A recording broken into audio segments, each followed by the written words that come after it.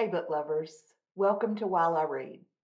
I'm Katie Dodrell, and today I'm going to tell you about the books I've been reading recently and how those books have been helping me in my grieving process since the death of my dad about 3 weeks ago.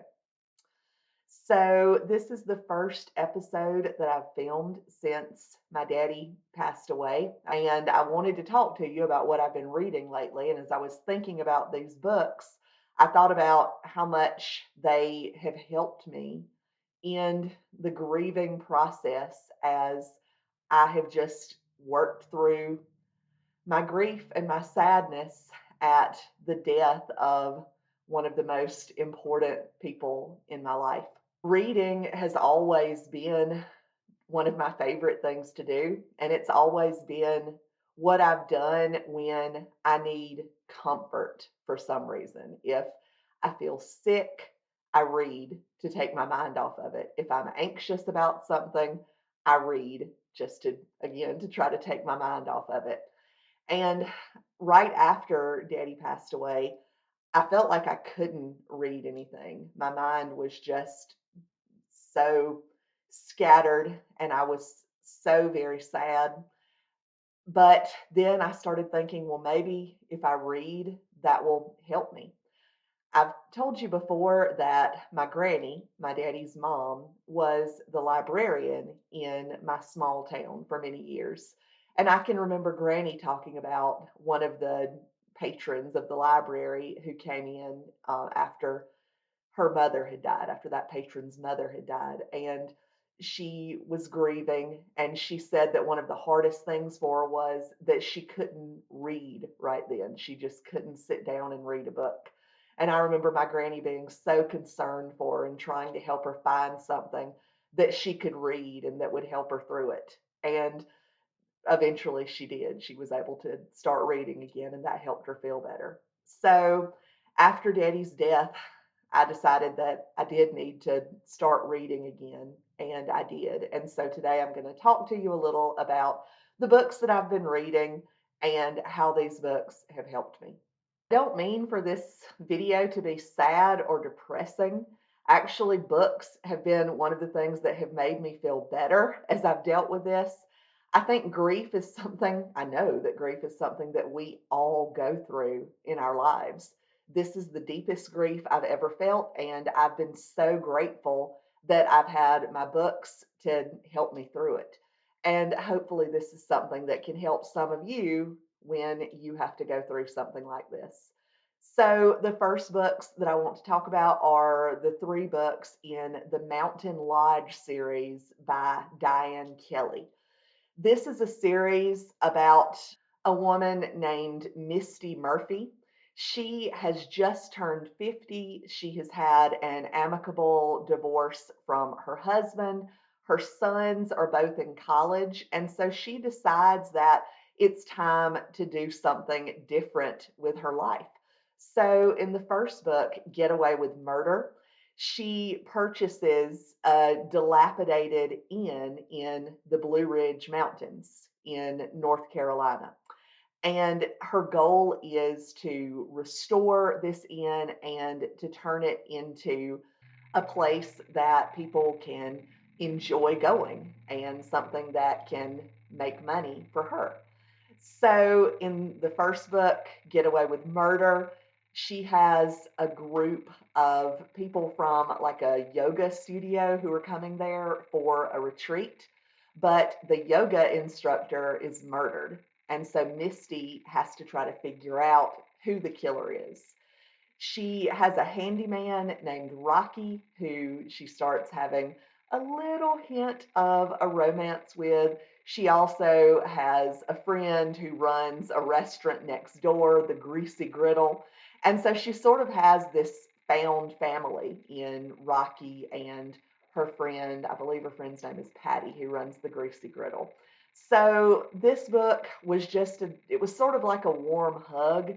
It was easy to read. I enjoyed the fact that the main character, the sleuth, Misty, is a little older. You know, generally it seems like characters in cozy mysteries are in their 20s or 30s. And so it was nice to read about somebody who's 50, a little older than me, and who is doing something so fun with her life. I gave Get Away with Murder 4 stars. It was a very good book and a very comforting book. Next, I read the second book in the Mountain Lodge mystery series, and that is A Trip with Trouble. And in A Trip with Trouble, a group of a women's motorcycle club comes to stay at the Mountain Lodge Inn. And that's what Misty markets the inn as. It's for groups to come and stay. Sometimes she'll have like people on their own, but she markets it for groups to come and have like retreats or getaways or whatever. So the ladies in the Dangerous Curves Motorcycle Club come to stay with her. They have plans to ride the Blue Ridge Parkway with their motorcycles and, just have some fun. They're all, well, most of them are really nice. Some of them are not so nice. And then one of the ladies in the motorcycle club ends up dead. And so again, Misty has to solve the mystery.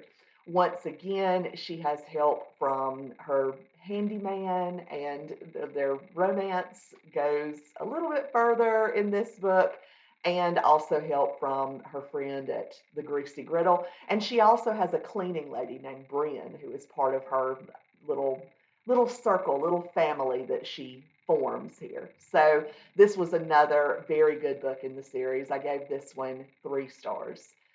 After I read that one, I decided to read the third book in the series, which is called Snow Place for Murder. As you might guess, it's set in the wintertime around Christmas. In this book, a developer named Nigel is staying at the inn with people that he's trying to convince to invest in a ski resort that he's wanting to start in the area. So there are a lot of people in the town who do not want this ski resort to happen. They feel like it will just mess up their small town vibes that they have there. And also in this book, Misty's 2 sons are staying with her on their break, their Christmas break from college.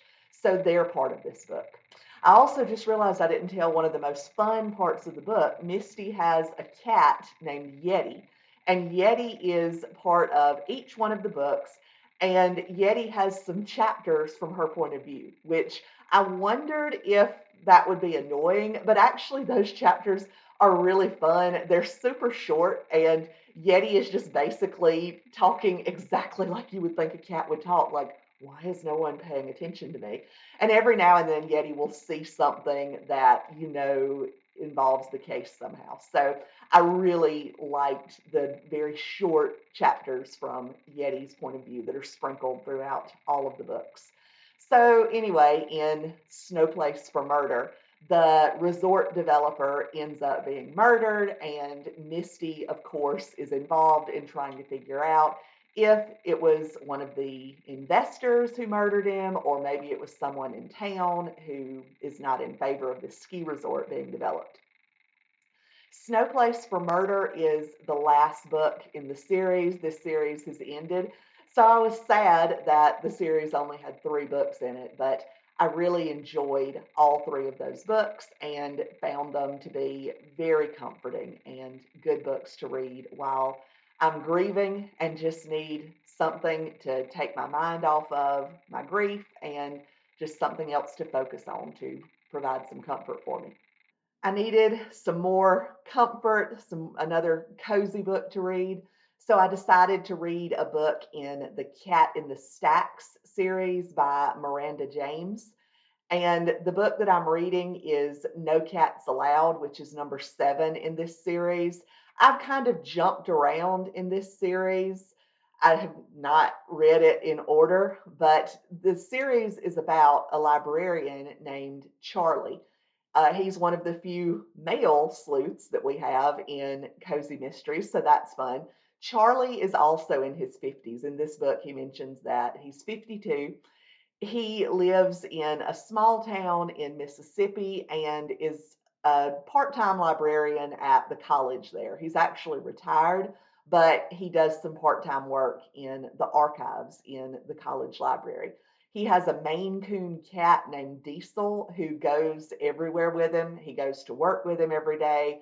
He goes on walks around town with him. Just everywhere Charlie goes, Diesel goes too.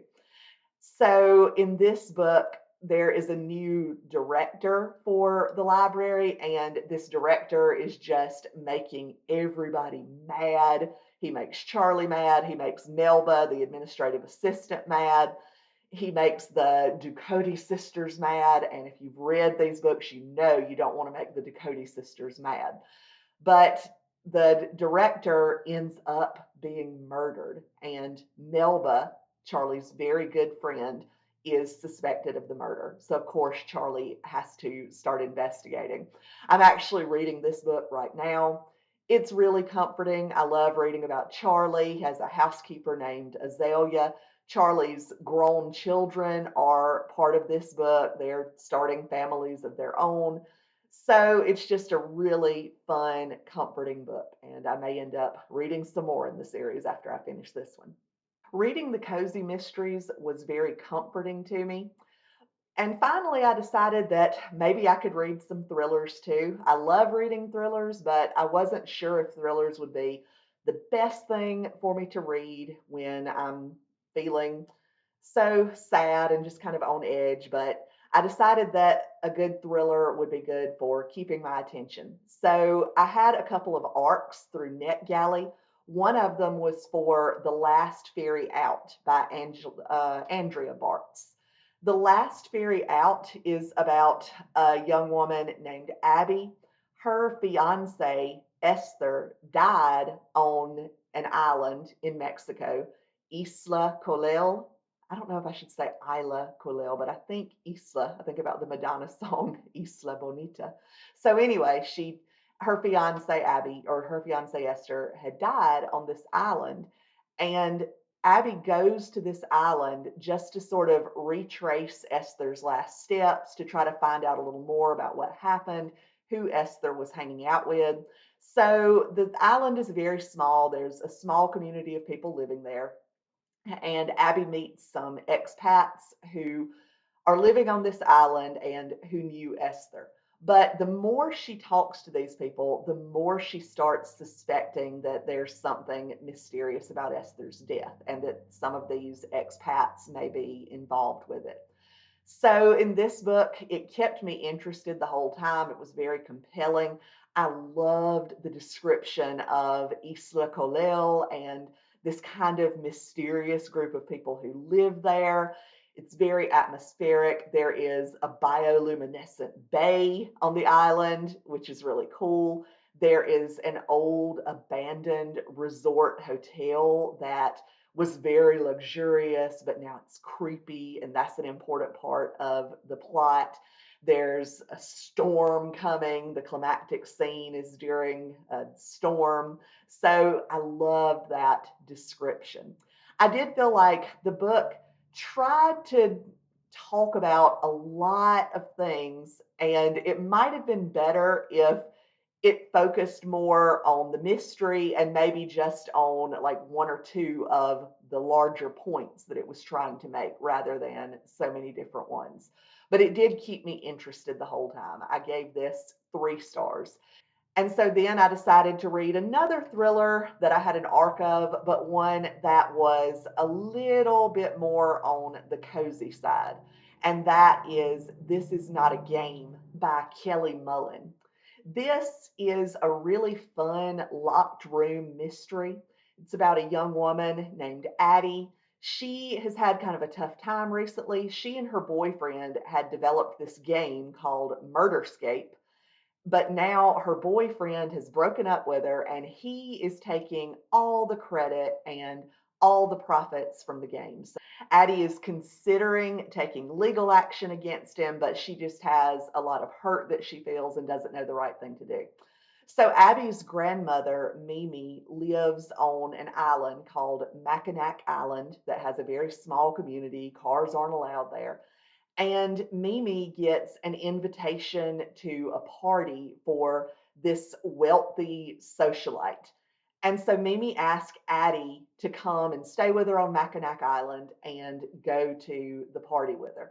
So Addie comes. She and Mimi have kind of a complicated relationship. Mimi is a great character with a lot of depth to her. She never liked Addie's former boyfriend, and so they argued over that. But Addie goes and stays with her. They go to the party. This big snowstorm is blowing in.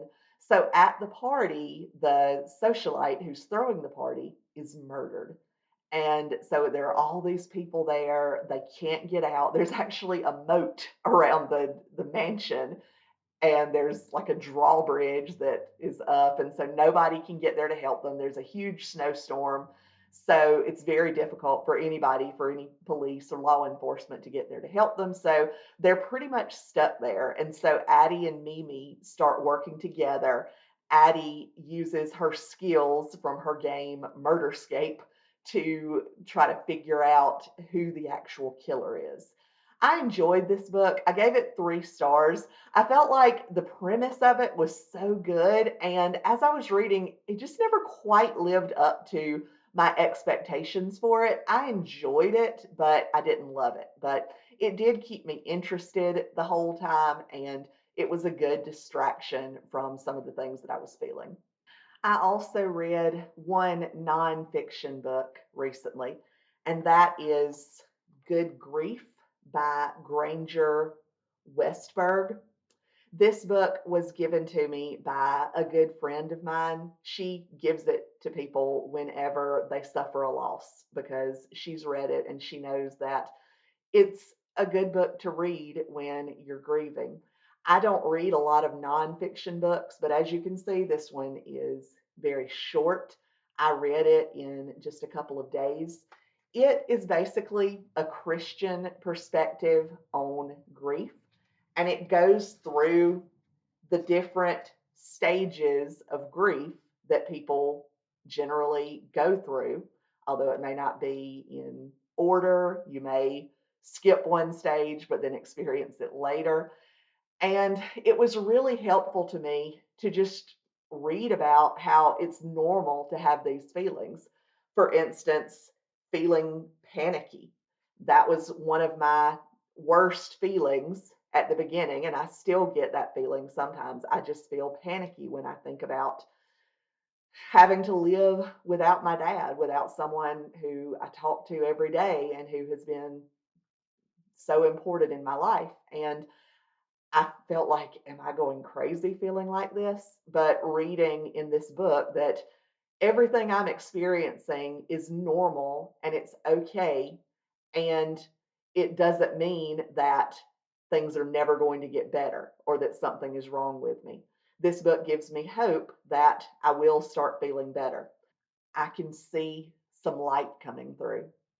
The final book that I want to talk about is this one. I don't know if you noticed that my dad was looking over my shoulder as I was filming this. This is a collection of life stories by Mark Harris, and this was published through a company called Storyworth. I don't know if you've heard of Storyworth before, but it's a company where you can write a book and send them what you've written, and they will publish it for you as a nice book.